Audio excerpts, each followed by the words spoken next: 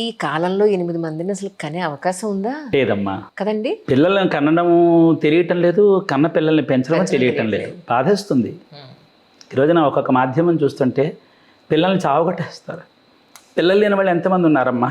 ఎన్ని రాళ్ళు రప్పలు కన్నాలు పెట్టుకుంటే పిల్లలు పుడతారు. పిల్లల్ని చావగొట్టేస్తే బాధేస్తుంది అన్నమాట.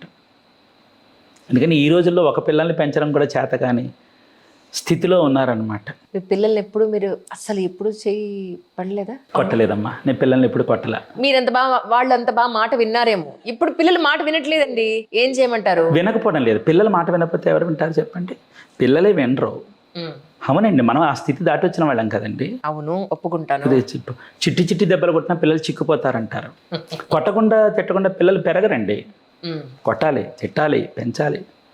కానీ వాటితో పాటు వాళ్ళు కమిలిపోయేటట్టుగా కొట్టకూడదండి. అది తట్టుకోలేమండి. పిల్లలు తట్టుకోలేమండి. అపురూపం కదండి. నిజం.